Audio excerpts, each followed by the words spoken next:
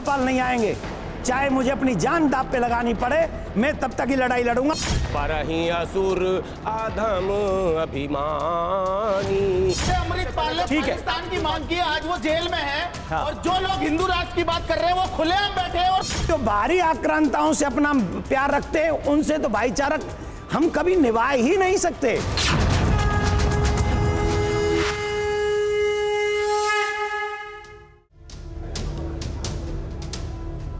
नमस्कार, स्वागत है आपका टीवी 9 भारतवर्ष पर। आपके साथ मैं हूं समीर अब्बास। मस्जिद में बाल गोपाल, सुलगते सवाल, इस खास बहस में आपका बहुत बहुत स्वागत है। अब आपको डिटेल में समझाते हैं कुछ ग्राफिक्स के जरिए ये पूरा मामला आखिर है क्या। औरंगजेब का जिक्र बार बार हो रहा है। औरंगजेब ने 1670 में मथुरा के ठाकुर केशव देव जी का मंदिर तोड़वाया। मंदिर तोड़ने के बाद श्री कृष्ण की मूर्तियों को आगरा ले जाया गया। ये कहा जा रहा है आगरा की जामा मस्जिद की सीढ़ियों के नीचे भगवान श्री कृष्ण की मूर्तियां हैं, ये दावा किया जा रहा है। और इसी को लेकर सबसे बड़ा विवाद जन्म ले चुका है। सीढ़ियों के नीचे मूर्ति छिपाने के पीछे औरंगजेब का एक खास मकसद था, और वो मकसद क्या था, कहा क्या जा रहा है इसे लेकर। औरंगजेब ये चाहता था कि मूर्तियां मस्जिद आने वालों के पैरों के नीचे रहें, यानी कहीं ना कहीं डीमीन करने की मंशा थी औरंगजेब को। और इसी मंशा के तहत ये सब कुछ किया गया, ये आरोप लगाए जा रहे हैं और यही विवाद की सबसे बड़ी वजह है। अब इस मामले में होगा क्या, ये देखने वाली बात है। और हमारे साथ इस वक्त देवकी नंदन ठाकुर जी खुद मौजूद हैं, जिन्होंने ये मुद्दा उठाया है, और साथ ही साथ कुछ और खास मेहमान हमारे साथ जुड़ रहे हैं। उनसे भी आपका तारुफ करा दें, क्योंकि इस पूरे मुद्दे पर पक्ष और विपक्ष दोनों तरफ की आवाजें सुनी जाना बहुत जरूरी है। सबसे पहला सवाल, देवकी नंदन जी, ये मुद्दा उठाकर आपने एक नए मुद्दे को जन्म दे दिया है। ये अगर कहा जाए तो गलत नहीं होगा, लेकिन जो बातें आप कह रहे हैं कि औरंगजेब के शासन में 1670 में यह सब कुछ हुआ और मथुरा से भगवान श्री कृष्ण की मूर्तियां निकाली जाती हैं और उन्हें आगरा में मस्जिद की सीढ़ियों के नीचे दबा दिया जाता है, ये जो बड़ा दावा है, इसका आधार क्या है? किस बेसिस पर यह दावा कर रहे हैं आप? सबसे पहले तो मैं आप सभी को एक बात और बता दूं जी, जो इतिहास को जानते हैं, जिन्होंने इतिहास पढ़ा है, उन सबको ये मालूम है कि औरंगजेब ने ऐसा किया और किस मनसा के साथ ऐसा किया, और ये मनसा क्या थी। अब बताइए, क्रूरता की हद है ये कि हिंदुओं की आस्था जिसमें देवी देवताओं में है, उनको वहां से उठाओ पूजा स्थान से, और पूजा स्थान से उठाकर ऐसी जगह पे ले जाके गाड़ दो कि नित्य उन लोगों के आने जाने वालों के पैरों के तले वो कुचले जाएं। वो मानसिकता कितनी क्रूर मानसिकता होगी। एक तो हो गया मंदिर तोड़ दिया हमने, कोई चीज कब्जा ली और तुम अपने घर जाओ, हम अपने घर जाएं, अपना मूर्ति उठाओ अपने घर चले जाओ। एक इतनी क्रूर मानसिकता कि नहीं, हम सिर्फ मूर्तियां तोड़, तुम्हारा मंदिर तोड़ नहीं रहे, तुम्हारी जगह कब्जा नहीं रहे, अपितु तुम्हारे जिन देवताओं की तुम पूजा करते हो उन्हें हम अपने पैरों के तले कुचलेंगे। मैं आप सब जो यहाँ यंगस्टर्स बैठे हैं, हम और आप बाद में कोई चर्चा कर लेंगे, लेकिन हम एक कल्पना करें कि मेरे पिताजी की तस्वीर को कोई भी व्यक्ति, किसी भी किस्म का व्यक्ति, मेरे पिता की तस्वीर को, आपके पिता की तस्वीर को कहीं ले जाए और अपने आने जाने वाले रास्तों में, सीढ़ियों में गाड़ दे। ईमानदारी से बताइए, आप अगर जगे हुए हैं, अगर आपका जमीर मरा हुआ नहीं है, तो क्या ये बर्दाश्त कर पाएंगे? हम और आप ये बर्दाश्त कर सकते हैं? चाहे वो हमारा भाई क्यों ना कर रहा हो ये काम, चाहे हमारा भाई क्यों ना कर रहा हो काम, हम पहले तो उससे रिक्वेस्ट करेंगे ना कि हमारी आस्था का विषय है, ये हमारी भावनाओं का विषय है। नहीं, लेकिन देवकी नंदन जी, आप बिल्कुल बात सही कह रहे हैं कि ये आस्था का विषय है, ये बहुत भावनात्मक मुद्दा है, ये धर्म से जुड़ा हुआ भी मुद्दा है। इसीलिए मैं आपसे ये जानना चाह रहा हूं, आप जो बातें कह रहे हैं उसका आधार क्या है? औरंगजेब ने मथुरा से, कृष्ण जन्मभूमि से मूर्तियां निकलवाई और उसे आगरा में जामा मस्जिद की सीढ़ियों के नीचे दबवा दिया। यह तथ्य आपको कैसे पता चला? किस आधार पर आप यह जानकारी दे रहे हैं? आपने सिर्फ औरंगजेब तक की बात की है। मैं आपको बता देता हूं, ये मंदिर एक बार नहीं तोड़ा गया है। ये पूरा तथ्य मैं आपको बताता हूं। और इतिहासकार इसको जानते होंगे। सबसे पहले ये मंदिर जो बनवाया था वो भगवान श्री कृष्ण के पौत्र वज्रनाभ जी ने बनवाया था 80वीं सदी में। उन्होंने ये बनवाया था। उसके बाद में 1017 ईस्वी में ये जब आए थे मसूद गजनवी, उन्होंने इसको तोड़ा। महमूद गजनवी। हाँ, महमूद गजनवी उन्होंने तोड़ा। फिर राजा विजयपाल जी ने 1150 में इसका निर्माण पुनर्किया। ठीक है, ठीक है। उसके बाद 1516 में सिकंदर लोदी ने इसको तोड़ा। सिकंदर लोदी ने फिर इस मंदिर को तोड़ा। फिर उसके 125 वर्ष निकल जाने के बाद ओरछा वाले महाराज जी ने फिर इसको बनवाया। उसके बाद औरंगजेब आए 1670 में और उन्होंने इस मंदिर को तोड़ा और मंदिर को तोड़कर वहां की मूर्तियों को आगरा मंगवाया। बाकायदा पूरा फतवा है। मैं जो बुक लेकर आया हूं, आप लोग पढ़े लिखे लोग हैं, मैं ये जो बुक लेके आया हूं, ये फ्रांस के एक पत्रकार ने फतवों के साथ, सबूतों के साथ, जितने भी औरंगजेब ने फतवे डाले वो इस बुक में है सारे। और इसी का नाम रख, इसी को मैंने अपना सबूत मानकर आप सबके सामने प्रस्तुत किया है। और यही एक सबूत नहीं है, और भी सबूत हैं औरंगजेब के। नहीं तो इस किताब में जिसका आप जिक्र कर रहे हैं, इस किताब में क्या लिखा हुआ है? औरंगजेब की करतूतों का इसमें जिक्र है या स्पेसिफिकली जो बात आप कह रहे हैं कि मथुरा से मूर्तियां निकलवाई गई, आगरा में मस्जिद के नीचे, सीढ़ियों के नीचे दबाई गई, उसका जिक्र है? उसका भी जिक्र है। और जो फतवे जारी उस समय मूर्तियों के लिए, मंदिर के लिए किए गए, तो वो भी इसमें जिक्र है। सारी चीजें इसमें जिक्र है। और तो आपकी बातों का पूरा आधार यही किताब है, इसका मतलब? नहीं, यही किताब नहीं है, हमारे भी धार्मिक ग्रंथ हैं। हाँ। और आपके जो औरंगजेब के संग में जो महानुभाव रहे थे, हाँ। मैं उनका भी नाम बता देता हूं कि वो मुर्शी खान की मुस्ताक जो है, उन्होंने फारसी भाषा में एक किताब लिखी है। अच्छा। और फारसी भाषा में जो उन्होंने किताब लिखी है उसे बदलवा कर अंग्रेजी में लिखवाया गया। उसके 60वें नंबर पेज पर ये पूरा विस्तृत वर्णन किया गया है कि औरंगजेब, और ये जो समय दर्शक थे जो औरंगजेब के साथ में थे, ये किताब उन्होंने लिखी है। ठीक है। जो उस समय साथ में रहे थे, ये मेरा ही मत नहीं है, ठीक ये है। उनके साथ जो रहे थे उन्होंने ये किताब लिखी है। ठीक है, ठीक है। आपने अपनी बात कही, लेकिन आपने जिन बातों का जिक्र किया है उससे रिलेटेड बहुत सारे सवाल मेरे जहन में भी हैं और तमाम दर्शकों के मन में भी बहुत सारे सवाल होंगे इस दावे को लेकर। हमारे साथ क्योंकि इस वक्त दोनों पक्ष मौजूद हैं, हाजी मेहरुद्दीन रंगरेज साहब, अब मैं आपके पास आता हूं। देवकी नंदन जी जिन बातों का जिक्र कर रहे हैं, जिन सबूतों के आधार पर वो ये बातें कह रहे हैं, क्या आपको यकीन होता है? क्योंकि औरंगजेब किस तरह का शासक था, उसकी क्रूरता की कहानियां तो लगातार इतिहास में हम सुनते आए हैं, पढ़ते आए हैं, लेकिन क्या आपको यकीन होता है इन बातों पर? और अगर यकीन होता है कि वाकई ऐसा हुआ होगा तो होना क्या चाहिए फिर आपके हिसाब से? देखिए समीर साहब, ये जो प्रांत की बात चल रही, पुराने इतिहास की बात जो चल रही, जो आज हो रही है जी, इतिहास को बदलने की बात जो चल रही, मैं ये बात कहना चाहूंगा कि अगर उन्होंने गलती करी है तो उसकी सजा तो आज के लोगों को तो आप नहीं दे सकते अगर उन्होंने कुछ किया है। दूसरी बात, मैं एक बात और कहना चाहूंगा कि ये जो उकसाना और जो विभाजन करने का जो काम जो देविका नंद अपने महाराज जी कर रहे हैं, ये क्या जो बातों को बताया जा रहा बार बार के उन्हें पैरों में रखा गया मूर्तियों को, इससे क्या होता है? भावना आहत होती है हमारे 100 करोड़ हिंदू भाइयों की, और ये जानबूझकर उसको आहत कर रहे हैं बार बार इस बात का कहकर कि जो कि नहीं करनी चाहिए। मगर मैं एक बात कहना चाहूंगा, इसमें एक बात जोड़ना चाहूंगा अपनी, कि इनके पास अगर सबूत है, हाँ, इनके पास अगर सबूत है, जैसे अयोध्या में अभी मंदिर का निर्माण चल रहा जी, वहां पर आप बता दीजिए कोई मूर्ति मिली हो, नीचे खुदाई भी हुई है बाकायदा, वहां पे मंदिर भी बनना, ऐसी कोई तथ्य वहां पे नहीं मिले। तो ऐसे ही जैसे ये बात कर रहे हैं, इनकी बात बिल्कुल भी किसी तरीके से हम इसे डिनाई करते हैं, उसको खारिज करते हैं। नहीं, अयोध्या के राम मंदिर का तो फैसला हो चुका है ना, नहीं है, देश की सबसे बड़ी अदालत कर चुकी है। अयोध्या के राम मंदिर का आप जिक्र कर रहे हैं, देश की सबसे बड़ी अदालत उसका फैसला कर चुकी है। यहां बात मथुरा की हो रही है, यहां बात आगरा की हो रही है। मैंने उसका उदाहरण देके बताया समीर साहब आपको, हाँ। कि वहां पर भी खुदाई हुई अभी नहीं, लेकिन आप गारंटी के साथ कह सकते हैं कि औरंगजेब ने ऐसा नहीं किया होगा। औरंगजेब ने, सुनिए, अगर या आप कह रहे हैं कि नहीं, अगर औरंगजेब ने ऐसा किया भी है तो भी ऐसे ही रहना अच्छा चाहिए। ये बताइए, जैन और बात क्लियर कीजिए ना। अच्छा समीर साहब सुनिए, जैन और बुद्धिस्ट समाज के लोगों के जितने मंदिर हिंदुओं ने तोड़े हैं, हाँ। उन मंदिरों की भी अगर बात हो जाएगी तो इस देश में सारे कोर्ट में, जो अदालतों में सारे मुद्दे तो यही होंगे। फिर जो आम लोगों के मुद्दे हैं वो तो रह ही नहीं जाएंगे। इस देश में और भी बहुत मुद्दे हैं। ये जानबूझकर ये देवकी नंदन जी इस मुद्दे को जानबूझकर उठा रहे हैं, इसलिए कि अपनी पब्लिसिटी करा सके और हृदय सम्राट बन सके हिंदुओं के, ताकि इसमें कोई दम नहीं इनकी बात में।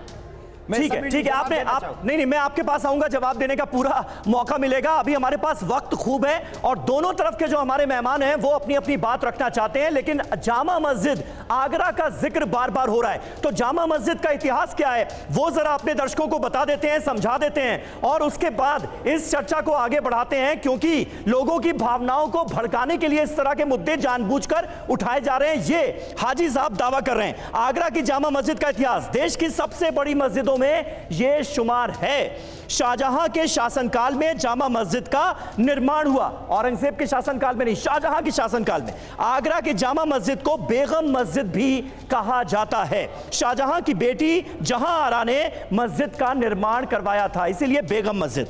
17वीं शताब्दी में 1643 में जामा मस्जिद बनाने का काम शुरू हुआ। कब? 1643 में। 5 साल के बाद 1648 में जामा मस्जिद बनकर तैयार हो गई। 1648। इसके बाद 1658 से क्रूर मुगल शासक औरंगजेब का शासन शुरू होता है। कहा जाता है कि 1670 में जामा मस्जिद में औरंगजेब ने मूर्ति दबवाई, यही सबसे बड़ा दावा है। देव विग्रहों को केशव देव जी कटरा यानी जन्मभूमि मथुरा को सौंपने की मांग की जा रही है कि वापस यहां से मूर्तियां निकलवाई जाएं और जन्मभूमि में मंदिर में सौंपी जाएं। सीढ़ियों के नीचे से देव विग्रहों को निकालने की मांग की जा रही है। तो यह पूरा इतिहास है आगरा की जामा मस्जिद का। क्योंकि यहां पर इतिहास का जिक्र हो रहा है और इतिहास के प्रोफेसर हमारे साथ मौजूद हैं। वेदव्रत तिवारी जी, किस तरह से आप इस विवाद को देखते हैं? और देवकी नंदन जी जिन बातों का जिक्र कर रहे हैं, हमारे इतिहास में जो फैक्ट्स हमारे पास हैं उसके आधार पर क्या इन दावों का आप समर्थन करते हैं या फिर विरोध करते हैं? समर्थन या विरोध करने की कोई बात नहीं है। बहुत इतिहास को इतिहास की तरह ही लिया जाना चाहिए, किसी हिंदू या मुसलमान के संप्रदाय के रूप में नहीं। बिल्कुल, इतिहास में तो जो फैक्ट्स होंगे वो होंगे ना, फैक्ट्स के साथ आना चाहिए। जहां तक औरंगजेब के कारस्तानी की बात है, मुझे लगता है कि हिंदुस्तान का नाम सभी, हर एक शख्स को पता होगा, जो भी थोड़ी भी इतिहास में रुचि रखते हैं और जो नहीं भी रखते हैं, वो जानते हैं औरंगजेब कैसा शासक था जी। और औरंगजेब के शासक बनते ही, अब आप सबसे बड़ा थी उसकी क्रूरता की मिसाल तो उसने अपने 4 भाइयों, खास करके दारा शिकोह को मार करके साबित कर दी थी वो कितना क्रूर शासक है। बिल्कुल। और 1670 की जो महाराज जी ने बात की वो बिल्कुल सही बात है, क्योंकि इसका पूरा वेरिफिकेशन हमें मिलता है। एक ग्रंथ है, मैं उसका नाम लूंगा यहाँ पे, वो है मासिर ए आलमगीरी, और उसके लेखक हैं वो समकालीन है, फारसी भाषा में लिखा हुआ ग्रंथ है, और उसके लेखक हैं, इनका नाम है शाकी मुश्ताक खां। अच्छा। जिसमें वो इस प्रकार के मथुरा के, काशी के और साथ ही साथ जो है आपके अयोध्या के बाबरी मस्जिद के का जिक्र भी उसमें करते हैं, लेकिन मूल यहाँ विषय जो ज्ञानवापी वाला और मथुरा वाले मस्जिद की है। और इसमें मस्जिद के डिमोलिशन का, उसको विध्वंस करने की बात यहाँ पे वो एक्सेप्ट करते हैं। वो समकालीन दूसरे शोध भी इस बात को प्रमाण करते हैं। तो इसमें कोई संदेह नहीं कि औरंगजेब ने ये आदेश दिया था और उस आदेश के तहत ये इन मंदिरों को गिराया गया था। नहीं वेदव्रत जी, लेकिन यहाँ पर एक नई बात मिल रही है ना सुनने को। देखिए, औरंगजेब ने तमाम मंदिर तोड़वाए, उनकी जगह कई जगहों पर मस्जिदें बनवाई गई। ये लगातार इतिहास में हम पढ़ते आए हैं औरंगजेब किस तरह का शासक था, कैसे उसने सत्ता चलाई और कैसे जुल्म ढाई, ये सब हम सुनते आए। लेकिन यहां पर एक नई बात का जिक्र हो रहा है कि मथुरा के कृष्ण जन्मभूमि मंदिर से मूर्तियां निकलवाई गई और आगरा में जामा मस्जिद की सीढ़ियों पर उन्हें गड़वा दिया गया ताकि जो हिंदू भावनाएं हैं उन्हें ठेस पहुंचाया जा सके, सनातन को ठेस पहुंचाई जा सके। इसका जिक्र मिलता है क्या कहीं? बिल्कुल बड़ी बात नहीं है, औरंगजेब ने ऐसा किया होगा, हालांकि अभी किया होगा। मैं कह रहा हूं कि अभी इस पे फिर तो और अधिक शोध कार्य की आवश्यकता हो सकता है, क्योंकि मोहम्मद गोरी जो उसके पहले महमूद गजनी जो 1025 में उसने सोमनाथ के मंदिर पे अटैक किया, जिसका सारे इतिहासकार मानते हैं। और उसने सोमनाथ के मंदिर के शिवलिंग को उखाड़ा, वहाँ की अपार धन संपदा लूट के ले गया। और उस समय भी इतिहासकार एल्फिंस्टन है, अंग्रेज इतिहासकार है, उन्होंने भी चर्चा की है कि वो बहुत सारे ऐसे मस्जिदों में उनकी सीढ़ियों के लिए ऐसे शिवलिंग के पत्थरों का इस्तेमाल किया गया। तो इतिहास में ये कोई नई बात नहीं है। जो भी क्रूर या ऐसे शासक रहे जिनके अंदर, ठीक है, लेकिन आपने भी एक सेंटेंस का इस्तेमाल किया कि ऐसा हुआ होगा। देवकीनंदन जी देखिए, सारा मामला जो है वो यहीं आकर रुकेगा, ये आप भी जानते हैं, क्योंकि इतिहास में डायरेक्टली इस बात का कोई जिक्र मिलता नहीं है। फिर आपसे वही सवाल घूम फिरकर कि आधार क्या है? ये जो मूर्तियां दबवाने की बात आप सीढ़ियों पर कर रहे हैं, इसका आधार क्या है? ये कहां से पता चल गया आपको? देखिए, ये तो अच्छा, एक बात बताइए, मैं आपसे पूछता हूं जी, 2 + 2 4 होता है, ये आपको कैसे पता? ये आप बताओ, आपको कैसे पता? मतलब ये 2 + 2 = 4 जितना आसान नजर आता है आपको? नहीं, आप इतिहास की बात कर रहे हैं, पहुंच रहे हैं आप गणित पर। मैं वही पूछ रहा हूं आपसे। 2 + 2 4 होता है, ये आपने इजाद किया, प्रकट किया? बिल्कुल हमने इजाद नहीं किया, हमने पढ़ा है ऐसा। किया। और जो भी गणित के जानकार हैं नहीं, सुनिए, वो ये जानते हैं। अरे मैं शॉर्ट थोड़ा सा भी मैं ये पूछना चाहता हूं, ये जिसने इजाद किया 2 + 2 होता है, उसको आपने देखा है? देखा है? नहीं देखा। जिसने ये पहली बार बताया उसको हमने नहीं देखा। आप इतिहास की तुलना गणित से कैसे कर सकते हैं? गणित के किसी फॉर्मूले की तुलना आप इतिहास में लिखी गई बातों से कर रहे हैं देवकीनंदन जी। देखो, जब मैं इतिहास बोलने लगा था तो वो ही कह रहे भड़काने लगे। जब मैंने इतिहास बोलना शुरू किया तो वो कह रहे थे ये भड़का रहे हैं। अब एक बात बताइए, मैं भड़का रहा होता तो मैं ये कहता कि 5 दिन में आपको भाईचारे के दे रहा हूं। हाँ। आपके चैनल ने भी उसको चलाया, तमाम न्यूज चैनलों ने चलाया, पेपरों में छपा। 5 दिन भाईचारे के दे रहे हैं, मतलब मैं 5 दिन के बाद क्या करेंगे? इसका मतलब आपने वो पूरा सुना नहीं। 5 दिन भाईचारे के दे रहे हैं, इसका क्या मतलब है देवकीनंदन जी? ये तो धमकी हो गई। सुनिए, ये तो धमकी हो गई। अरे एक मिनट, बोलिए, आप बोलिए जी। मैं आज पूरा बता के जाऊंगा, बस पूरा सुन लीजिए आप। हाँ, जो मुस्लिम धर्मगुरु जिनसे आप अपील कर रहे हैं, उनसे आपकी उम्मीद क्या है, ये तो बताइए। ये उम्मीद है भाईचारे के नाते वो ये कहें कि जहां हमारे भाइयों की, एक बात समझ लीजिए, एक सेकंड सर, हमारे 2 प्रकार के हमारे मुसलमान भाई हैं। हाँ। जिनको तकलीफ हो रही है वो हैं जो आक्रांता हैं। आक्रांताओं ने एक कर्म किया है, जो हमारे देश के मुसलमान भाई हैं उन्होंने ये नहीं किया है। हाँ। और हमारी, क्योंकि आज हम इस देश में रह रहे हैं, तो हम अपने उन भाइयों से आशा रखते हैं कि आप हमारी भावनाओं को समझते हुए उन जामा मस्जिद की जो सीढ़ियां हैं उनको खुदवाइए, और अगर वहां मिलते हैं हमारे ठाकुर जी तो हमें दे दीजिए, हम उनकी पूजा करेंगे। और जो भी खर्चा आएगा हमारी तरफ से भाईचारा ही होगा, खुदवाने का, बनवाने का, वो देवकीनंदन आपको बना के देगा, चाहे मुझे अपना घर बेचना पड़े। ठीक है, आप ये बड़ी बात करें और ये एक्सपेक्टेशन आपकी है, ये उम्मीद आपकी है दूसरे पक्ष से, यानी मस्जिद इंतजामिया कमेटी के जो लोग हैं उनसे आप ये अपील कर रहे हैं कि ऐसा करवा दीजिए, खुदाई करवा दीजिए, अगर मूर्तियां हैं तो हमें सौंप दीजिए, जो खर्चा होगा वो हम देने के लिए तैयार हैं। इस पर क्या एक रजामंदी हो सकती है? जल्दी से एक छोटा सा जवाब, उसके बाद मुझे कुछ और डिटेल्स दिखानी है।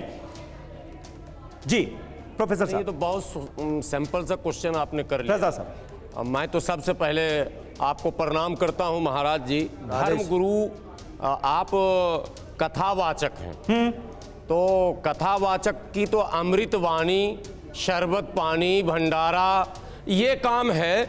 और मैं समझता हूं कि आपको यही जो काम है जो अच्छे हैं, धर्मगुरु को शोभा भी देते हैं। आपकी कथा में कोई मुसलमान भी आकर बैठे और आपके शब्दों से प्रभावित हो जाए, तब तो धर्म का प्रसार होगा। और पहले से अगर लठ गाड़ के बैठे हैं कि छोड़ेंगे नहीं, खबरदार अभी ये तो वो तो और भाग जाएगा। अब ऐतिहासिक बात आ जाइए। नहीं तो हाफिज साहब वो तो भाईचारे की बात कर रहे हैं ना, मैं उस पर भी आ रहा हूं 2 सेकंड में। बहुत अच्छी बात उन्होंने महाराज जी ने ये गलत नहीं कही है। ये बड़ा अच्छा मशवरा दिया, मैं इसमें समर्थन करता हूं। अच्छा, लेकिन ऐतिहासिक बात अभी हो रही थी। और वो पुरानी किताबें हमारे सर ने भी और इन्होंने भी उसका हवाला दिया। जी। लेकिन मैं किसी मुस्लिम लेखक और अंग्रेजों के इतिहास का कोई वर्णन नहीं करूंगा। गुलाम सरवर साहब, ये किसने किया? औरंगजेब ने किया ये? यस मैं नहीं कह रहा हूं। अच्छा। और नाम है बीएल पांडे के अलावा। ठीक है, बीएल पांडे हैं, आपको बता दूं श्री ज्ञानचंद हैं, डॉक्टर पीएल गुप्ता हैं जो पटना म्यूजियम के उस समय के इंचार्ज थे। किस समय के 16वीं सदी की बात कर रहा हूं जब आप कर रहे हैं, अब यह बात 19वीं सदी की है। अच्छा, यानी गुलाम सरवर साहब आप ये कह रहे हैं कि ऐसा नहीं है कि सारे मंदिर तुड़वाए ही, बहुत सारे मंदिरों का जो निर्माण है और उसके रखरखाव के जो इश्यूज हैं उनको बहुत अच्छे से हैंडल भी किया औरंगजेब ने। आप ये कह रहे हैं ये लिखा हुआ है, धाम की बात ये लिखा हुआ है। किसने बनाया? किसने बनाया? वो जमीन है, आज निकाल लीजिए कागज। ठीक है। किसने बनाया? आज के डेट में कागज निकालिए ना साहब। ठीक है, इस पर मैं इतिहासकारों की भी राय लूंगा, लेकिन क्योंकि देखिए बार बार इतिहास का जिक्र हो रहा है, इसलिए फैक्ट्स जो हैं वो भी आपके सामने रखने होंगे। जो फैक्ट्स हैं इस मामले से जुड़े वो भी क्या हैं ये देखते चलिए, क्योंकि मस्जिद में बाल गोपाल को लेकर चर्चा तो बहुत हो रही है, लेकिन हमारे इतिहास में लिखा क्या है, मासीरे आलमगिरी में क्या लिखा है ये देखिए। आदेश दिया गया कि मथुरा में जो केशव देव मंदिर है, एक बार फिर से देखते हैं, पेज नंबर 60, जनवरी 1670 में बादशाह ने आदेश दिया कि मथुरा में जो केशव देव मंदिर है, जितनी भी मूर्तियां हैं, जितने कीमती जवाहरात जड़े हो मंदिर में रखी थी, उन्हें आगरा लाया जाए और बेगम साहिब मस्जिद की सीढ़ियों के नीचे दफन कर दिया जाए। मासीरे आलमगिरी में लिखा हुआ है, पेज नंबर 60 में, पेज नंबर 60 का हम जिक्र कर रहे हैं। ये वो ऑर्डर है जिसका जिक्र किया गया है इसमें। अब इस पेज नंबर 60 को पढ़ने के बाद, 60 नंबर के पेज को पढ़ने के बाद मुझे लगता है बहुत सारी चीजें क्लियर हो जाती हैं। अब बताइए, आप जिस बात का जिक्र कर रहे थे, आपने औरंगजेब की शख्सियत के एक पहलू का जिक्र किया, इस पहलू को छोड़ा जा सकता है क्या? नहीं, मैं जरा 2 सेकंड बोल दूं जी। मसीरे आलमगीरी इतना ऑथेंटिक आपके लिए है। हाँ। और भारत के और दूसरे इतिहासकारों ने जो इतिहास की किताब लिखी है उसको आप सीधे नकार दे रहे हैं। 1 सेकंड जवाब देंगे, 1 सेकंड में देता हूं, 1 सेकंड। हाँ, 1 सेकंड। मैं सिर्फ आपसे एक बात कहना चाहता हूं, हम इतिहासकारों की बात ही नहीं करते इतिहासकारों की बात। इतिहासकार तो अपने अपने विचार समय समय और पोजीशन स्थिति के हिसाब से बदल भी सकते हैं और पैसे के लिए लिख भी सकते हैं, लेकिन जो आध्यात्मिक बुक्स हैं उनको तो आप नहीं बदल सकते। वो तो आपकी बुक आपके धर्म पे है, मेरी बुक मेरे धर्म पे है। मैं मान लेता हूं इस बात को। आप अपने सबसे बड़ी धार्मिक बुक है आपकी कुरान, कुरान में कहीं भी मथुरा का नाम बता दीजिए कि यहां आपका वो पीर आया, वो पैगंबर आया, हम आज से ही मथुरा का नाम लेना बंद कर देंगे। या फिर हमारे ग्रंथों में से ले लो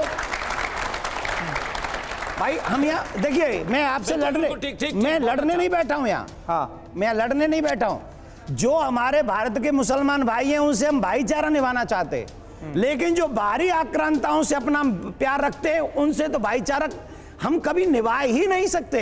अच्छा, वो तो निभाने योग्य हैं ही नहीं जो आक्रांताओं से प्यार करते हैं। हम भाईचारे की बात कर रहे हैं। अगर हमारे शास्त्रों में है तो हमें दे दो, और अगर आपकी कुरान में है तो हमसे ले लो। इस बात को इतिहास नहीं, लेकिन ये देवकी नंदन जी, ये आप भी जानते हैं कि किसी के धार्मिक स्थल को लेकर कोई दावा कर देना और ये कहना कि ये हमको दे दो, तुम हमसे ये ले लो, ये इतना आसान नहीं है, क्योंकि ये देश तो कानून से ही चलेगा ना, देश तो संविधान से ही चलेगा। स्वामी जी हमारे साथ मौजूद है। स्वामी जी, क्या राय निकलकर सामने आ रही है? क्योंकि औरंगजेब ने ये किया, वो किया, ये जुल्म ढाए, ये मंदिर तोड़े, ये तो हम सुनते आए, लेकिन जब इस तरह के दावे किए जा रहे हैं जो सीधे सीधे भगवान कृष्ण से जुड़े हुए हों, लोगों की धार्मिक आस्था से जुड़े हुए हों, तो क्या ये होना चाहिए आपको लगता है?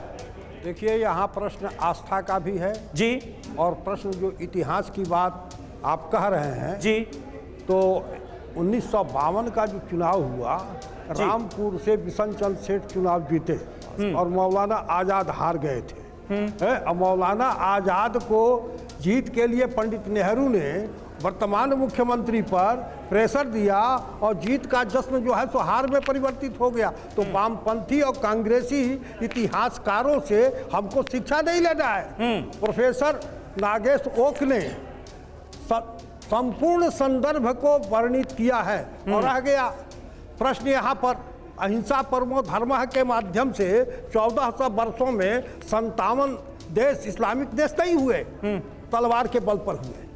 अब रह गया यहाँ जो प्रश्न है लेकिन आपने एक बात कही इतिहासकारों को लेकर, वामपंथी इतिहासकारों ने, कांग्रेसी इतिहासकारों ने, अगर इतिहासकारों को भी इस खांचे में बांट दिया जाएगा तो क्या सही है क्या गलत है? फिर तो हर साइड अपना अपना वाला इतिहासकार चुन लेगी और उस हिसाब से मानने लगेगी कि यही हुआ है जी। सच्चाई छुप नहीं सकती बनावट के फूलों से, कागज के फूलों से, और खुशबू आ नहीं सकती कभी कागज के फूलों से। हाँ। तो प्रश्न है, सत्य जो है, सत्य प्रकट होकर ही रहता है, और संपूर्ण ब्रह्मांड, संपूर्ण पृथ्वी जो है, भूलोक सनातन वैदिक धर्म से के ध्वज के नीचे था। हमारा दर्शन है वसुधैव कुटुंबकम, हमारा दर्शन है वसुधैव कुटुंबकम। ठीक, और ठीक है, प्रोफेसर राजेश पासवान भी हमारे साथ मौजूद हैं। पासवान साहब, आप किस तरह से, मैं आता हूं स्वामी जी, मैं आता हूं। पासवान साहब, किस तरह से आप इस पूरे विवाद को देखते हैं? और जो आधार देवकीनंदन जी बता रहे हैं, उन्होंने एक पुस्तक का भी जिक्र किया, इसके अलावा इतिहास में लिखी गई कुछ बातों का भी जिक्र किया, इस आधार में आपको दम कितना नजर आता है, मजबूती कितनी नजर आती है? आप ही के एक सेकंड, आप ही के कथनानुसार अभी जो बतला रहे थे, हाँ। उस समय के लेखकों की बात का उल्लेखित कर रहे थे, ठीक है। वह सत्य है कि नहीं है, पहले इस प्रश्न का जवाब हो। ठीक है प्रोफेसर साहब, जल्दी से जवाब दें, उसके बाद फिर मैं आगे बढ़ूंगा। अभी स्वामी जी बता रहे थे, स्वामी जी कथावाचक हैं, कथा कहानियों के सहारे अपनी बातें कहते हैं, अच्छी बात है। इन्होंने एक फॉर्मूला बताया 2 और 2 4 का। इसका मतलब कि कुछ ऐसे सत्य होते हैं जो हम मान लेते हैं। यह सत्य मैं एकदम मानने को तैयार हूँ कि 1947 से पहले, हाँ, मुगल काल हो या अंग्रेजों का काल हो, जिसकी सत्ता रही है, हाँ, उसने अपने तरीके से शासन चलाने का काम किया है। और शासन चलाने की प्रक्रिया में जो मजबूत संप्रदाय के, मजबूत विचारधारा वाले लोग रहे हैं, वो कमजोर विचारधाराओं को दमित करने का, दबाने का प्रयास करते रहे हर तरीके से। अगर बाद में कहें, अगर एक मैं उदाहरण दूं फिल्मों को लेकर के, इस समय जो फिल्में बनती हैं, फिल्मों में जो खलनायक होते हैं, वो खलनायक वो होते हैं जो हीरो एक अलग किस्म का होता है, खलनायक किसी और किस्म का होता है। आजकल के फिल्मों में आप लोग देखिएगा कि खलनायकों को टोपी पहना दी जाती है हर फिल्मों में। तो ये अपने विरोधी के प्रति दुष्प्रचार करना, अपने विरोधी की विचारधारा को दबाना, उसको कुचलना, उसका मानमर्दन करना, हर सत्ता तंत्र का काम करता रहा है शुरू से लेकर के आज तक भी। ठीक है देवकीनंदन जी, आप जल्दी से इसका जवाब दे दीजिए। मुझे लगता है आप 30 सेकंड में अपनी बात रख दीजिए, उसके बाद फिर मैं अगली रिपोर्ट दिखाता हूं। मुझे तकलीफ इस बात की है कि हम यहाँ बैठे हैं जामा मस्जिद की बात करने, लड्डू गोपाल की बात करने के लिए, और हम लोग पूरी दुनिया भर की बात करेंगे पर इस मुद्दे की बात नहीं करेंगे। ठीक है ना? तो मैं तो एक शेर कहूंगा कि तू इधर उधर की बात न कर, बस मुझे ये बता ये कारवां क्यों लुटा। अगर मैं भाईचारे की बात कर रहा हूं तो इसमें बहस की कोई बात ही नहीं है। मैं तो भाईचारे, कल तक मेरी भाईचारे की बात है, 5 दिन का टाइम है, 20 को बोला 25 को पूरी हो जाएगी। और मैं ये आशा रखता हूं कि मेरे भाई लोग मुझे, मेरे साथ प्यार भरा व्यवहार तो उसका आप जवाब नहीं दे रहे हैं। जो प्रोफेसर साहब ने जिस बात का जिक्र किया कि काशी विश्वनाथ कॉरिडोर जो है वो बनाया गया और बहुत सारे मंदिर जो हैं उनको भी तोड़ा गया, तो कल को आज से 100 साल बाद, 200 साल बाद कोई आएगा और कहेगा कि देखिए इतने मंदिर तोड़ दिए गए, मूर्तियां यहां पर दबी हुई हैं। नहीं, मुझे एक बात बताइए। पहली बात तो मुझे इस तथ्य का पता नहीं है, जो अभी आपने बोला अभी पता चला। दूसरी बात मैं आपसे जानना चाहता हूं कि जिन्होंने भी वो मंदिर की मूर्तियां तो मंदिर तोड़े, क्या वो मूर्ति किसी मस्जिद के पैरों के नीचे गाड़ दी, कई सीढ़ियों में गाड़ी है? ठीक है, आप मेरी भावना नहीं समझ रहे। मैं ब्रजवासी आदमी हूं, जहां मेरे कृष्ण का जन्म हुआ वहां मेरा जन्म हुआ। आप अभी एक महानुभाव कह रहे थे ये कथा करते हैं, इनको प्रेम भरी बातें करनी चाहिए। अरे मैं कथा किसकी करता हूं? जिसकी मैं कथा करता हूं वो सीढ़ियों में है। ठीक है, कथा तो आप करते हैं देवकीनंदन जी, लेकिन आपकी कई बातें ऐसी हैं जिनमें कहीं ना कहीं एक ऐसा पुट होता है जिस पर विवाद हो जाता है। बड़े बड़े विवाद भी हुए हैं आपकी बयानबाजी को लेकर, उसका एक रिकॉर्ड भी हमारे पास है, वो भी अपने दर्शकों को दिखा देते हैं। देवकीनंदन जी के वो बयान जिन पर हुआ विवाद, ये देखिए, ये पूरी डिटेल आपके सामने है। 17 नवंबर 2018 को कानपुर में देवकीनंदन जी ने कहा कि राम के ही भारत में राम की ही थोड़ी सी जगह देने के लिए हमें भीख मांगनी पड़ रही। यह बयान था जिस पर विवाद हुआ। फिर इसके बाद 18 फरवरी 2023 में छिंदवाड़ा में देवकीनंदन जी ने कहा कि जनसंख्या नियंत्रण कानून नहीं होने से हम तो कंट्रोल में हैं, लेकिन कुछ लोगों को खुले सांड की तरह छोड़ दिया गया है, ऐसे में कैसे काम चलेगा, यह कहा देवकीनंदन जी ने।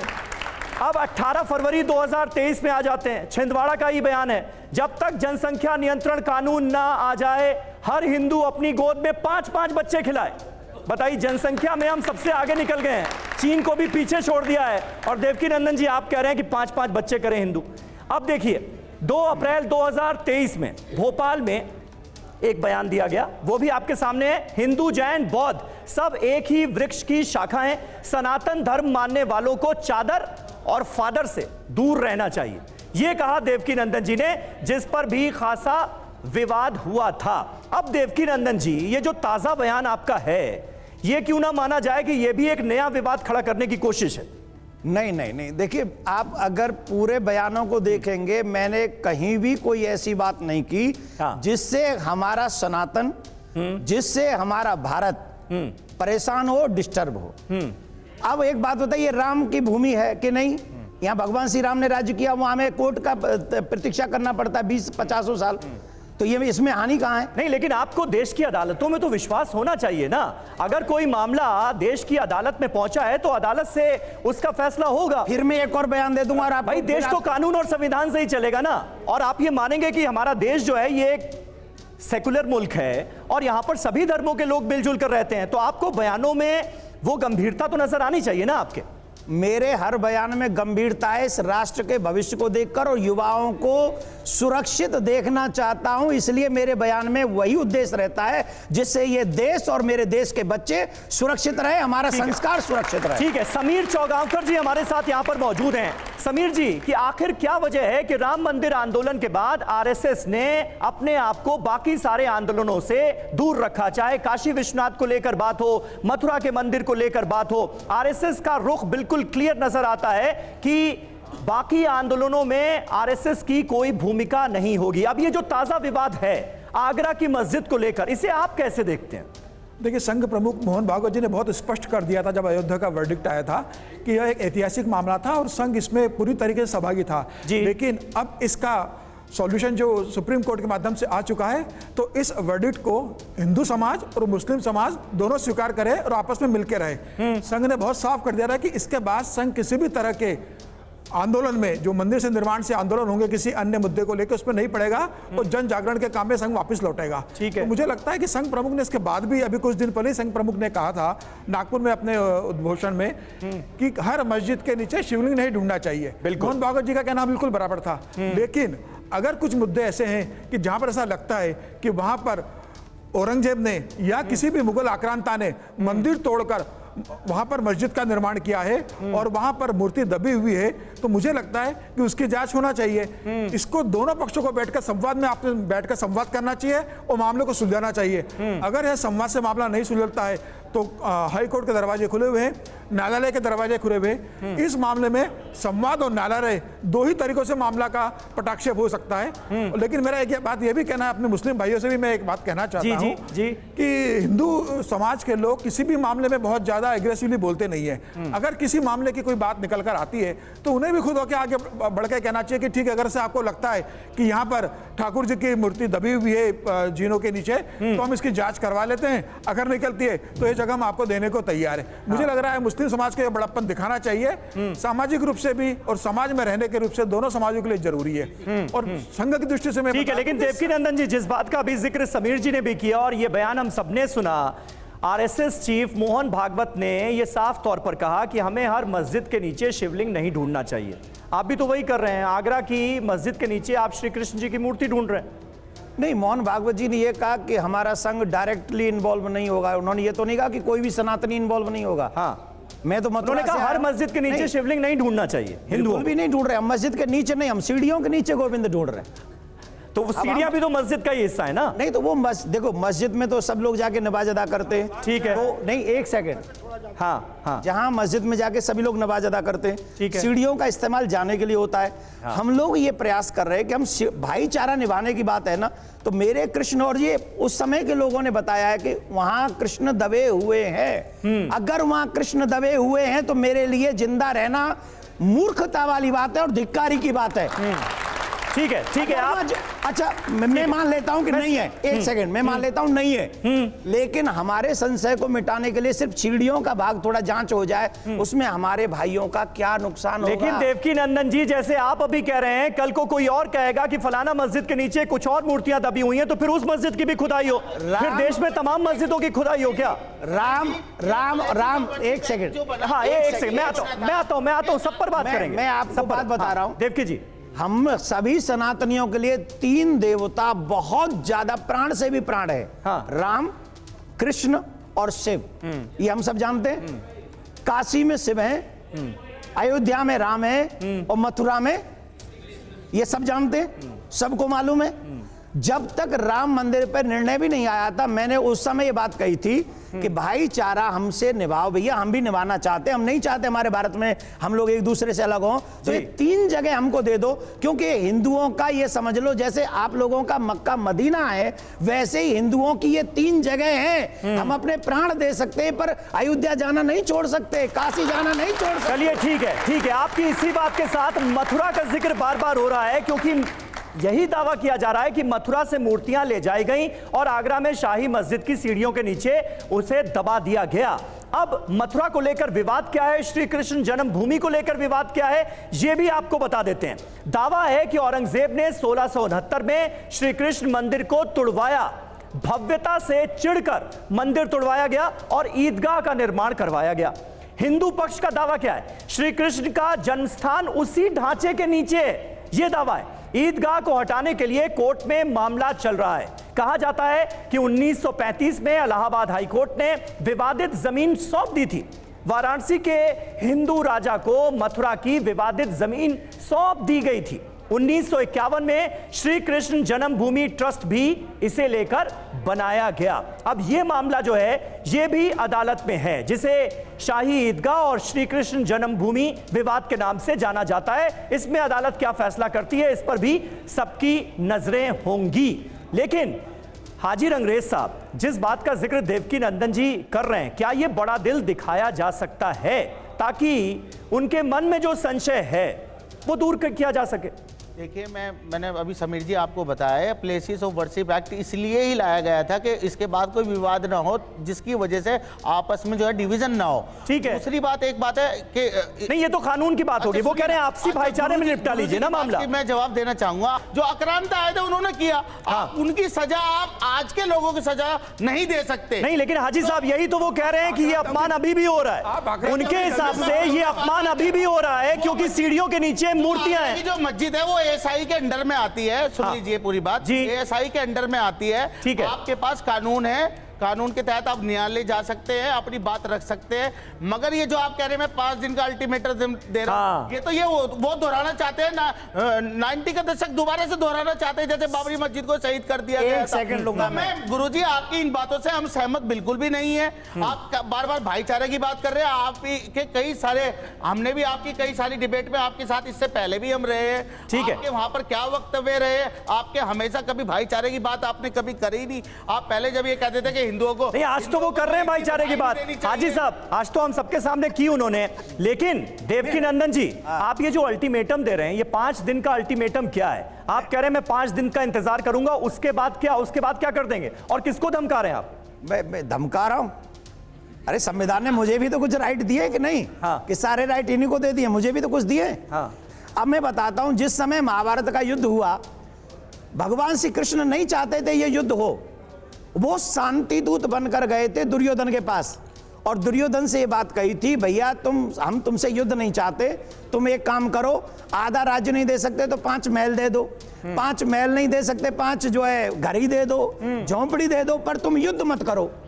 तो भगवान श्री कृष्ण शांति दूत बनकर गए थे, तो मैं भी 5 दिन का शांति दूत बनकर आप सभी हमारे भाइयों को ये निवेदन कर रहा हूं कि आप हमारे साथ भाईचारा, आक्रांताओं को बार बार ये मतलब 5 दिन के लिए शांति दूत बनेंगे, मतलब समझ में नहीं आया। आप तो कथावाचक हैं, आप तो शांति दूत ही हैं। हाँ, मैं शांति दूत, तभी तो शांति है, शांति को, अपने धर्म को, उसका प्रचार प्रसार करना। देखिए, 5 दिन बाद क्या शांति दूत नहीं रहेंगे आप? मैं शांति दूत तो हमेशा ही रहूंगा। हाँ। क्योंकि मैं कृष्ण का गुणगान करने वाला हूं और मैं हमेशा जब तक रहूंगा शांति दूत ही रहूंगा। लेकिन धर्म के लिए जब जब भगवान श्री कृष्ण ने महाभारत कराया, बिना शस्त्र के युद्ध कराया और उसमें पांडवों की विजय दिलाई, वैसे ही एक युद्ध होगा जो कि कानूनी युद्ध होगा, और उस युद्ध में बिना शस्त्र के ही हमारी अपनी फिर हिंदुओं की भावना का सम्मान करने के लिए हम लोगों को जो संविधान ने अधिकार दिए फिर उनका इस्तेमाल करेंगे, उनका प्रयोग करेंगे। इसमें इस अधिकार से तो हमें कोई वंचित नहीं कर सकता। ठीक है, ठीक है। यानी आप अदालत का दरवाजा खटखटाएंगे, लेकिन अदालत का दरवाजा खटखटाने से पहले आप पहुंच गए बागेश्वर धाम और बाबा बागेश्वर ने आपकी मांग का समर्थन कर दिया। इस मांग का भी समर्थन कर रहे हैं वो, और वो भी ये क्या मान रहे हैं कि मथुरा में जो श्री कृष्ण मंदिर था वहां से मूर्तियां उठाकर मस्जिद की सीढ़ियों के नीचे उन्हें गाड़ दिया गया। वो मान रहे हैं क्या ये? तो जब इतिहास इसका पूरा प्रमाण दे रहा है, सब लोग आपका टीवी चैनल नहीं, आप इतिहास में कहां मिल रहा है प्रमाण? यही तो बात हो रही है कि इतिहास में प्रमाण नहीं मिल रहा है इस घटना का। क्या दिखा रहे थे अभी चैनल पे? आपने जो अभी किताब पढ़ के सुनाई वो क्या थी? हाँ। आप ही ने पढ़ के सुनाई ना, हमने तो नहीं बताई उतनी। हमने तो थोड़ी बताई, आपने ज्यादा करके बता दी। किताबें तो बहुत है ना, किताबें तो बहुत है। आलमगीरी का जिक्र कर रहे हैं, लेकिन समकालीन उस समय और उन्होंने ही, उनके जो साथ में रहते थे उन्होंने लिखा है। तो वो अगर इतना ही अच्छा औरंगजेब राजा था तो वो उनके साथ में रहने वालों ने उनकी इतनी प्रशंसा कैसे लिख दी, जबकि वो हिंदू तो थे नहीं। हिंदू तो उस समय शायद डर के भी रहते होंगे, तो जो औरंगजेब चाहता था वो ही लिखते होंगे, लेकिन वो तो उन्हीं के शागिर्द थे, उन्होंने ऐसा कैसे लिख दिया? आप भी ये कह रहे हैं कि देश को हिंदू राष्ट्र होना चाहिए, जबकि संविधान में सेकुलर स्टेट का जिक्र है, सेकुलर नेशन का जिक्र है। यानी फिर तो संविधान के खिलाफ आपका भी बयान हो गया ना। अपनी बात कहना चाहूंगा, देखिए, जैसे अमृतपाल ने पाकिस्तान की मांग की, आज वो जेल में है। हाँ। और जो लोग हिंदू राष्ट्र की बात कर रहे हैं वो खुलेआम बैठे हैं और खुलेआम टीवी चैनलों पर बैठकर और हिंदू राष्ट्र की बात कर रहे हैं। इनके खिलाफ कानून कहाँ है? कहाँ सोया हुआ है कानून? इनके खिलाफ क्यों नहीं कार्रवाई? इन्हें क्यों नहीं जेल में डाला जा रहा? जो खुलेआम हिंदू राष्ट्र की बात कर रहे हैं, देश के संविधान को मिटाने और मारने की बात करते हैं, अल्टीमेटम देते हैं, ऐसे लोगों का सामाजिक बहिष्कार नहीं होगा तब तक इन लोगों के लिए ये चुप नहीं होंगे। ठीक है, हो गया, हो गया। हाजी साहब, हो गया। एक सेकंड, जल्दी से 10 सेकंड में जवाब दीजिए, फिर मैं मेहमानों के पास जाऊंगा। जल्दी से देवकीनंदन जी। ये जिस पार्टी से हैं इनकी टिकट कंफर्म करी जाए। मैं किसी पार्टी से नहीं हूँ, जिस भी किसी पार्टी से नहीं हूँ।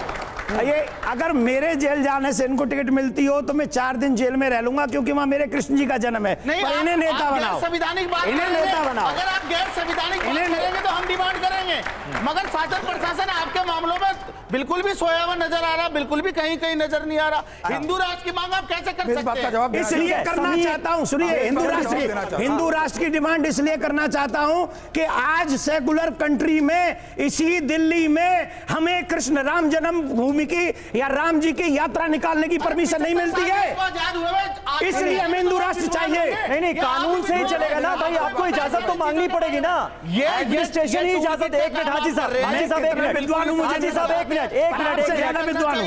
आप कथावाचक हैं, आपका काम है लोगों में, समाज में भाईचारा बढ़ाने का। हिंदू राष्ट्र में इतना भड़कने की जरूरत नहीं है। मेरा आपसे कहना है हिंदू राष्ट्र में इतना भड़कने की ठीक है हाजी साहब। देवकीनंदन जी, आप कह रहे हैं कि इस देश में आपको रामनवमी का जुलूस निकालने की इजाजत नहीं दी जा रही। भाई, जुलूस का रूट क्या होगा ये तो प्रशासन ही तय करेगा ना, कानून से ही तो चलेंगे। क्यों करेगा? और ये तो सभी के लिए, हर धर्म के लिए। मेरी बात कोई भी सुनिए, ऐसे थोड़ी जुलूस निकाल लेगा कहीं भी। अच्छा, मेरी एक बात सुनिए भाई, फिर तो मुहर्रम के जुलूस निकलते हैं, उसका भी रास्ता तय होता है, एक रूट तो तय करेगा ना प्रशासन। समीर जी, मैं इसीलिए नहीं बोलना चाह रहा, मैंने इसीलिए आपको कहा था कि पूरी डाइवर्ट हो जाएगी, पर मैं आपको बता देता हूं, ये भारत सेकुलर है कि नहीं? हाँ, भारत सेकुलर है, बिल्कुल है। 100 करोड़ हिंदुओं का राइट्स है कि नहीं? तो हम कहां से शोभा यात्रा निकालेंगे ये हम डिसाइड करेंगे, प्रशासन को हम सैलरी देते हैं। ठीक है, हिंदू राष्ट्र को लेकर समीर चौगांवकर जी, आप कुछ कहना चाह रहे थे, जिस बात का जिक्र हाजी रंगरेज ने किया। हाजी जी से कहना चाहता हूं कि हिंदू राष्ट्र को लेकर इतना आक्रामक होने की जरूरत नहीं है। हाँ। हिंदू राष्ट्र की बात है तो हिंदू राष्ट्र क्या है? हिंदू 130 करोड़ लोग पूरे हिंदुस्तानी है, जो इस देश का निवासी है, जो देश से प्यार करता है, इस देश के जल, जमीन, जंगल, जानवर से प्यार करता है, इस मातृभूमि से प्यार करता है, वह हिंदू है, वह हिंदू राष्ट्र का वासी है। इस पे उसकी उपासना पद्धति कुछ भी हो सकती है। आप पूजा करते हो, नहीं करते हो, आप किसी भाषा को मानते हो, नहीं मानते हो। लेकिन समीर जी, ये फर्क है ना, मतलब आरएसएस कहता है ये हिंदू राष्ट्र है, बाबा बागेश्वर कहते हैं कि इसे हिंदू राष्ट्र बनाएंगे, दोनों में फर्क नहीं है। जो एक संघ का मानना है कि 130 करोड़ की जो आबादी है वह फिर हिंदू राष्ट्र की आबादी है, जो इस देश को अपनी मातृभूमि मानता है, ठीक है, जो इस देश से प्यार करता है, जो इस देश के लिए अपने प्राण न्यौछावर करने की ताकत रखता है, ठीक है, इच्छा शक्ति रखता है, वह हिंदू है और इस कारण वह हिंदू राष्ट्र का निवासी है। इसमें कुछ भी गलत नहीं है। ठीक है, ठीक है, ये आपने क्लियर कर दिया। यहां से एक मांग उठी, आपने समीर जी क्लियर कर दिया कि हिंदू राष्ट्र को लेकर थॉट क्या है और इसे लेकर उतना उग्र होने की जरूरत नहीं है। बहरहाल हम एक बार फिर मुद्दे पर लौटते हैं। मुगल काल का जिक्र बार बार हो रहा है, मैं प्रोफेसर साहब आपके पास आता हूं, लेकिन मुगल काल में टूटे मंदिर, उनका जिक्र तो कर लिया जाए। जो रिकॉर्ड है, जो इतिहास में लिखी बातें हैं, उनका जिक्र करते हुए, एक मिनट सर, उनका जिक्र करते हुए आपको बता दें, इसमें सबसे पहले काशी विश्वनाथ मंदिर, औरंगजेब ने मंदिर को तोड़ने का आदेश दिया, यह इतिहास में लिखा हुआ है। मंदिर को ध्वस्त कर ज्ञानवापी मस्जिद बनाई गई, इसमें कहीं कोई शक और शुबा नहीं है। दूसरा, केशव देव मंदिर मथुरा का, जिसका हम जिक्र भी कर रहे हैं, औरंगजेब ने मंदिर ध्वस्त करने का फरमान दिया, मंदिर की जगह ईदगाह मस्जिद बनाई गई, यह क्लियर होता है। वहीं तीसरा, मध्य प्रदेश का विजय मंदिर, 1682 में मंदिर को नष्ट किया गया, औरंगजेब ने आलमगिरी मस्जिद यहां पर बनवाई। तो औरंगजेब ने ऐसे बहुत सारे कांड किए। गोलकोंडा आंध्र प्रदेश का जिक्र भी जरूरी है, औरंगजेब ने कब्जा किया, मंदिरों को नष्ट करने का आदेश दिया गया औरंगजेब की तरफ से। ये सारी बातें हम इतिहास में पढ़ते आए हैं, इतिहास में दर्ज हैं। स्वामी जी, ये पूरा रिकॉर्ड हमने दिखा दिया, आप बताएं।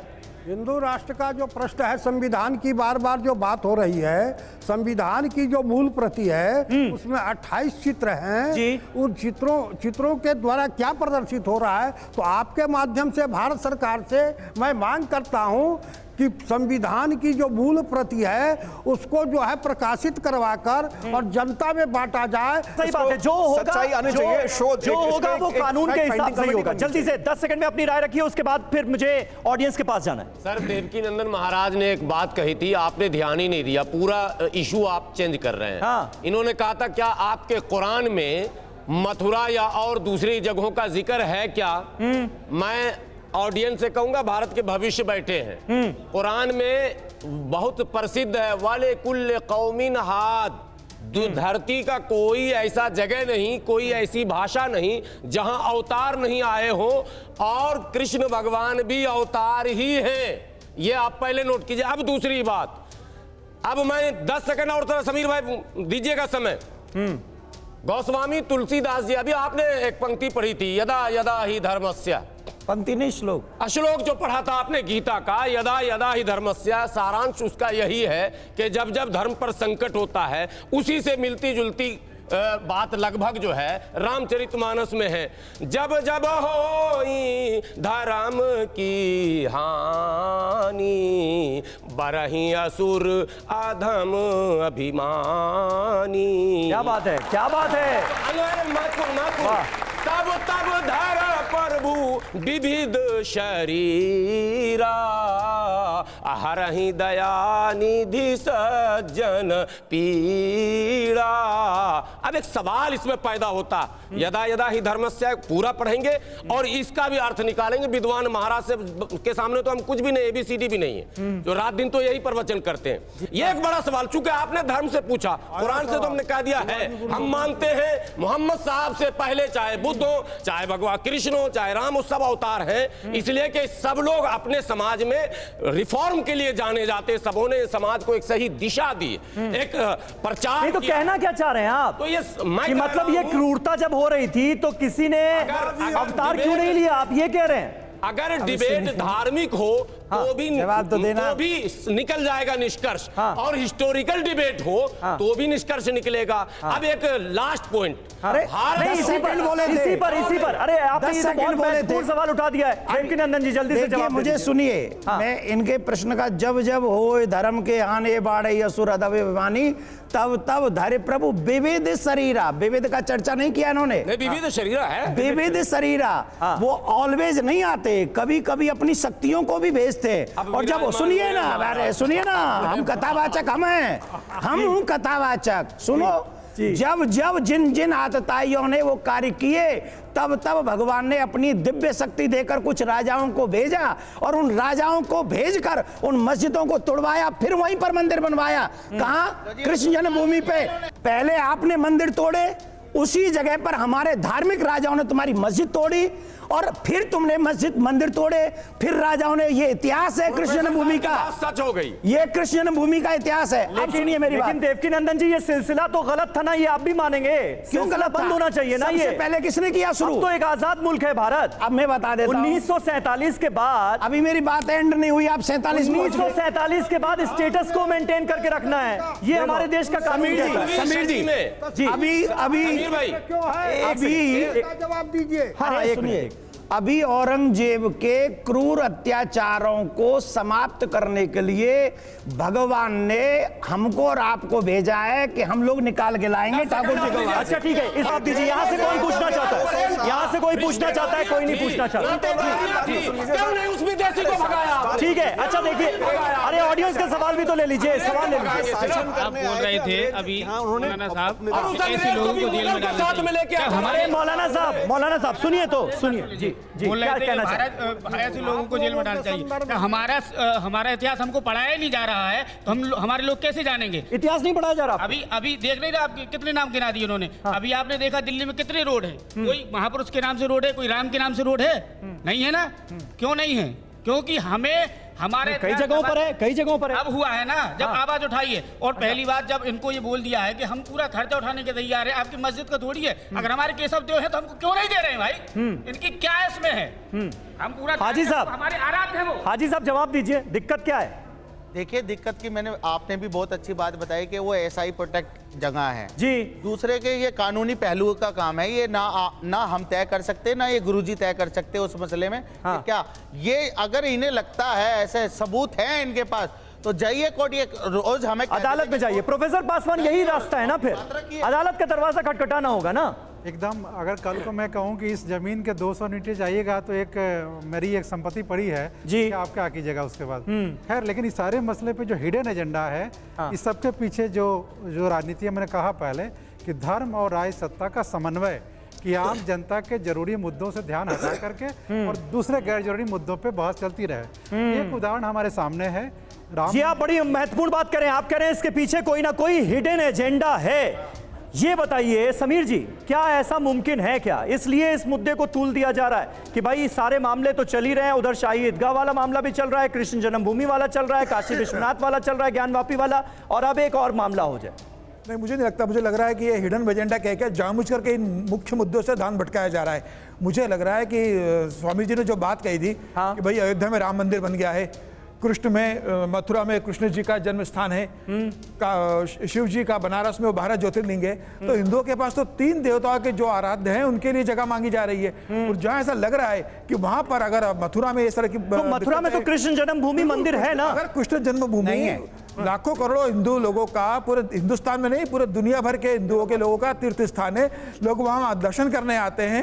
मुझे ऐसा लगता है कि मुस्लिम समाज को भी मन बड़ा रखकर उस जगह को हिंदू समाज को सौंप देना चाहिए, वहां भव्य कृष्ण मंदिर बनने देना चाहिए। कोई मुसलमान पूजा करने वहां जाता है या कोई वहां ईद में जाता है, नमाज पढ़ने जाता है। मुझे लगता है इस मुद्दे को नहीं, अयोध्या मसले का हल तो कोर्ट से हुआ ना, अयोध्या मसले का हल तो कोर्ट से हुआ। हाजी साहब ठीक है, स्वामी जी आप एक मिनट हाजी साहब, बता रहा हूं मैं मथुरा का। मथुरा में आज से 65 साल पहले मामला जो था, इन दोनों पक्ष पार्टियां बैठी और मुसलमानों ने अपना बड़ा दिल दिखाकर अपनी जगह दे दी और मंदिर भी बना वहां पर, मगर आज भी उस मुद्दे को फिर उठाया जा रहा है। ठीक है स्वामी जी, इसलिए स्वामी जी आपके, ठीक है हाजी साहब समझ गए, कोई विषय नहीं होगा जिससे कि विभाजन हो। अरे हुजूर समझ गए। स्वामी जी अब आपके हिसाब से सोल्यूशन क्या है, हल क्या है मसले का? अधिकार खोकर बैठे रहना यह महादुष्कर्म है। न्यायार्थ अपने बंधु को भी दंड देना धर्म है। 1200 वर्षों तक यहूदियों ने संघर्ष किया, तब जाकर उनका देश मिला, और हम अपने पूर्वजों के ख्याति और संस्मरण को सजोने के लिए प्रयास करें तो हम अपराधी हैं। तो आप कहना क्या चाहते हैं, होना क्या चाहिए? मैं कहना चाहता हूं कि यह राष्ट्र हिंदू राष्ट्र है, और जिन जिन जगहों पर हमारे आस्था को दबाया गया है वह हिंदुओं को सुपुर्द किया जाए। ये कौन तय करेगा? ये कौन तय करेगा कि ऐसी कौन सी जगह है? न्यायालय करेगा। तय कौन करेगा? सरकार तय करेगी। ठीक है, न्यायालय तय करेगा। ठीक है वेदव्रत जी जल्दी से। लगभग 1000 वर्षों का इतिहास गुलामी का इतिहास रहा। जैसे आपने कहा दिल्ली सुल्तान से शुरू होता है, वहां से जो है ऐबक से लेकर के इधर मुगल और उसके बाद फिर अंग्रेज। एक बड़ा आपने बात कही कि अंग्रेजों भारत छोड़ो और मुगलों भारत मत छोड़ो, ऐसा कोई बात नहीं है। आप देखिए, अंग्रेज भारत में आए थे, उन्होंने भारत की पूरी व्यवस्था का शोषण किया और उसके बदौलत इंग्लैंड में उन्होंने खड़ा किया। एक्सेप्ट कर लिया इन्होंने। सुन तो लीजिए सर पूरी बात। अच्छा शासन किया था, अभी खत्म नहीं किया उन्होंने। आप अगर इतिहास नहीं जानते तो इतिहास को ढंग से पढ़िए, इतिहास के नैरेटिव को, इतिहास के नैरेटिव किताब का नाम बता दीजिए, मुगलों भारत छोड़ो कहां पर है? अरे तो मुगलों क्या, उसके पहले हजारों लोग कुषाण, आप मुगलों से पहले क्यों नहीं? कुषाण भी भारत में आए हैं, यहाँ पे शक भी आए हैं, पार्थियन भी आए हैं, तो वहाँ किताब में नहीं लिखा है, वहाँ पे नहीं लिखा कि कुषाण में अंग्रेजों को भगाने के लिए भी मुगल को साथ ले लिया आपने। क्या पार्थियन भारत छोड़ो? अरे आप पहला गदर किसके नेतृत्व में लड़ा गया सर? उपनिवेशवाद जब 1857 की पहली लड़ाई किसके नेतृत्व में? एक वैश्विक परिदृश्य में देखना पड़ेगा, ये आर्थिक मामलों में देखिए। आप सुन लीजिए, ठीक है, बात भी नहीं पूरी करने दे रहे हैं। ठीक है, देखिए, मेरा ये मानना है कि ऐसे जो बहुत सारे विवाद हैं और निसंदेह पूरे भारतवर्ष में हजारों लाखों की संख्या में मंदिर, बिल्कुल, जैन मंदिर हो, बौद्ध मंदिर हो, हिंदू मंदिर टूटे हैं। सवाल इसका है कि आज हमारे पास क्या इसका सोल्यूशन क्या है? आज क्या है? देखिए, 70 वर्षों में देवकीनंदन जी का पॉलिटिक्स से क्या वास्ता है? और एक और बात है यहाँ पे, देवकीनंदन जी पॉलिटिक्स से कोई वास्ता है आपका क्या? ये पॉलिटिकल एजेंडा तो नहीं चला रहे आप? मामले कभी एक मिनट, देवकीनंदन जी बात यहाँ पर हो रही है कि असल मुद्दों से ध्यान भटकाने की कोशिश है, ये पॉलिटिकल एजेंडा है, पॉलिटिक्स से कोई वास्ता है क्या आपका? देखो, मुझे दो बात कहनी है। हाँ, और आप यूथ बैठा हुआ है ये तो सुनेंगे नहीं। हाँ, क्योंकि इनको तो कुर्सी चाहिए, सीट, टिकट विकेट चाहिए कहीं से। ये आपको नहीं, इनको मैं बात कहता हूँ। ठीक है, अच्छा, राज्यसभा भेज दिया जाए भाजपा के, हम लोग रहेंगे साथ। मुखर होके और चलो हम एक बात बता देते हैं जी। जब कोई भी धर्मगुरु धर्म से संबंधित बात करता है, हाँ, तब उसे ये कह के कि इनका हिडन एजेंडा है, ये राजनीति में आना चाहते हैं, ये फलाना, ये नेता बनना चाहते हैं, ये कहकर उनको पीछे कर दिया जाता है और उनका मनोबल तोड़ दिया जाता है। अब ये बातें हो चुकी हैं पुरानी। ये बात कम से कम देवकीनंदन पे असर करने वाली नहीं है। लेकिन देवकीनंदन जी, आप गलत दरवाजा क्यों खटखटा रहे हैं? कौन सा ऐसा ही प्रोटेक्टेड मॉन्यूमेंट है वो मस्जिद जिसका आप जिक्र कर रहे हैं, बेगम मस्जिद, तो आपको सरकार के पास जाना चाहिए, पहली अपील वहां होनी चाहिए। आप कह रहे हैं मुस्लिम धर्मगुरु जो हैं वो ये मस्जिद आपको सौंप दें, वो सौंप सकते हैं क्या? क्या वहां सरकारी कर्मचारी उस मस्जिद को संभाल रहे हैं? हाँ, क्या वो वहां जाके सरकारी कर्मचारी वहां जाके मस्जिद में नमाज अदा कर रहे हैं? किसके अंडर है? वहां का चेयरमैन कौन है? वहां व्यवस्था किसके हाथ में? सरकार द्वारा नियुक्त है सर। अरे हम सरकार के द्वारा नियुक्त है, पर नियुक्त कौन है? हाँ, नियुक्त तो जब कौन है नियुक्त? वो नियुक्त तो देख रेख के लिए कोई तो हम चेयरमैन साहब से, आप जैसे धर्मगुरुओं से हम तो ये चर्चा कर रहे हैं, हमसे भाईचारा। अरे हम तो देखिए, सुनिए, हम तो याचना कर रहे हैं कि हमसे भाईचारा निभा लो। और याचना के बाद क्या होगा? निभा लो। हमसे कोई निभा ही नहीं रहा। नहीं, देवकीनंदन जी आप कह रहे हैं अभी हम याचिका कर रहे हैं, याचिका के बाद क्या होगा? देखिए, कल तक सिर्फ याचना होगी। हाँ, 25 तारीख तक, जब तक 5 दिन पूरे नहीं हो जाएंगे तब तक सिर्फ याचना होगी। दूसरे स्टेप की चर्चा हम नहीं करेंगे। दूसरे स्टेप की चर्चा हम क्या करेंगे? ये 5 दिन कंप्लीट होने के बाद। कब? इसमें एक तरह की धमकी नजर आ रही है, लेकिन देवकीनंदन जी। नहीं, धमकी क्या है इसमें? मतलब आप क्या करेंगे भाई, क्या करने वाले हैं? इसको थोड़ा सा वो बनाइए ना, क्या बोलते हैं उसको, सस्पेंस। अच्छा, इसको थोड़ा सस्पेंस है। तो ये सस्पेंस बना के रखना चाहते हैं आप? मैं इसलिए रखना चाहता हूं, हाँ, क्योंकि अभी से अगर अभी मैंने कोई मन बनाया नहीं, हाँ, पर जब ये कह देंगे कि नहीं, हाँ, हम तुमको अपने दरबार से खाली हाथ भेजते हैं, उसके बाद हम अपनी कोर कमेटी बुलाएंगे, तो वो चर्चा होगी। वो तो ना हाँ कर रहे हैं, वो तो ना कर रहे हैं। याचना के बाद रण होगा। नहीं, वो आप कह रहे हैं, मैं नहीं कह रहा हूं। हाँ, वो ये कह रहे हैं, मैं नहीं कह रहा हूं। हाँ, मैं तो जो भी करूंगा संविधान के दायरे में करूंगा। और आप यकीन मानिए जी, संविधान ने जो मुझे राइट दिए हैं, उस राइट को रखते हुए अगर इन्होंने भाईचारे के नाते हमारी अर्जी को बेअसर कर दिया, नामंजूर कर दिया, मैं आज आपके चैनल से प्रॉमिस करके जाता हूं, या तो मस्जिद से मेरे लड्डू गोपाल आएंगे, और जब तक लड्डू गोपाल नहीं आएंगे, चाहे मुझे अपनी जान दांव पे लगानी पड़े, मैं तब तक ही लड़ाई लड़ूंगा संविधान के दायरे में। चलिए ठीक है। ठीक है, देवकीनंदन जी ने अपना रुख बिल्कुल क्लियर कर दिया है। इस मुद्दे का नतीजा क्या निकलता है, अदालत की चौखट पर एक और मामला पहुंचता है क्या, इन तमाम मसलों पर आगे भी हम बात करेंगे। फिलहाल आप सभी का बहुत बहुत शुक्रिया हमारे साथ जुड़ने के लिए। तमाम खास मेहमानों का बहुत बहुत शुक्रिया अदा करना चाहूंगा। देवकीनंदन जी आपका भी बहुत बहुत शुक्रिया। इस खास पेशकश में हमारे साथ बस इतना ही।